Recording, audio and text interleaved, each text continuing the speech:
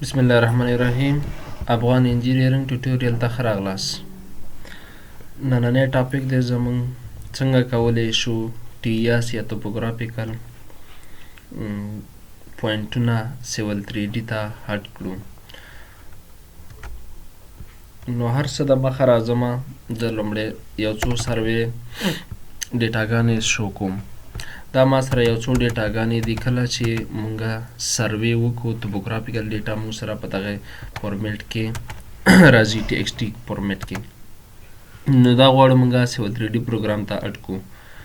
کله چې سیول 3D پروګرام ته دا فورمیټ اډ کوو نو دا باید مونږ ایکسل ته چینج کړو، یعنی ایکسل فورمیټ کې مونږ دا پوینټونه اډ کړو او هغې نه بعد کولی شو په اسانۍ سره سیول 3D پروګرام ته دا پوینټونه مونږ یوز کو یا د هغې څخه استفاده کو.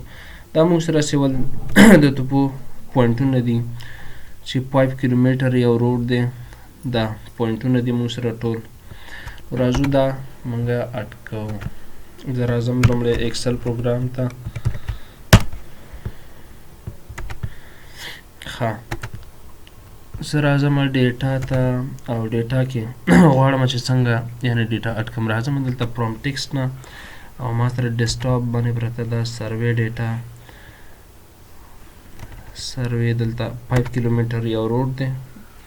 دا امپورټ کومه دی ته. ښه، دلته وایي choose the file type that best describe your data. delimited دی. دا به زه نیکسټ کوم. ښه، دلته ورته وایي چې ډیلیمیټر ته چوز کا، یعنی کله چې تا توپو کوله دا په سیمی کالم باندې تا کوله، کاما باندې، سپیس باندې، در باندې. نو که په کالم دی کوله دا د یا په سیمی کالم یا سپیس باندې، نو ته کولی شي د هغې له مخې دا د نارتنګ ایستنګ او ډسکرپشن او د پوینټ نمبر چې دی هغه جدا کړي. نو زه ورته وایم چې ما په توپو چې کله کوله په کاما باندې هغه ما ډیوایډ کړی دی. نیکسټ همدا فینیش. دلته راځم یعنی ما ته وایي چې ته په ایکسل کې یو لوکیشن چوز کړه د دې ډیټا دپاره. دا لوکیشن چوز کوم. اوکې، دا راغلو. ښه، دا چې دی پوینټ نمبر دی ما سره،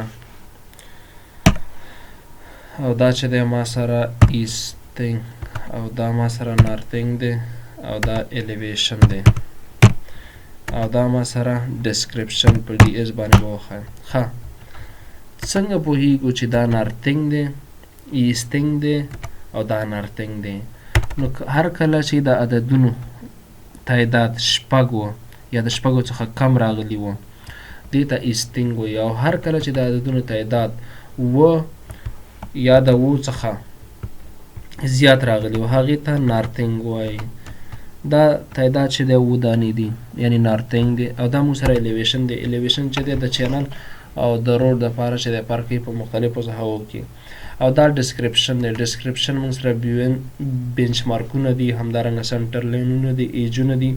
او همدا کله چې سرویر سروې کوي نو هغه ډسکرپشن چې دی هغه یوز کوي د مختلف ساحو لپاره، لکه هوم شي، مسجد شي، یا سنټر لاین یا ایجونه او داسې نور. دا ډیټا باید اول ایکسل کې موږ ترتیب کو چې مخکې وروسته یا په دې روګانو یا کالمونو کې کم او زیات نه وي. نو حال اول دا ګورو چک کوو چې دلته خو کوم مسټیک نشته. ښه، راځو انشاءالله ډیټا کمپلیټ ده، کوم مسټیک نه لري. دا ډیټا به زه صف کړم، دغه ایکسټراډ دا به ترې زه ریموف کړم.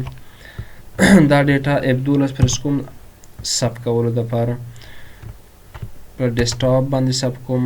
او دلته ورته وایم چې دا ما سره یعنې 5 کیلومیټر روډ دی. او دلته ورته دا فورمیټ به زه فورمیټ د CSV کاما ډیلیمیټډ یو دا فورمیټ کې موږ سب کولی شو، او بل ټیکسټ ټاپ ډیلیمیټډ. نو CSV کاما ډیلیمیټډ دا چوز کوم او سب کوم. دا do you want to using this format? yes. نو دا زه بندوم. دا ډیټا یعنی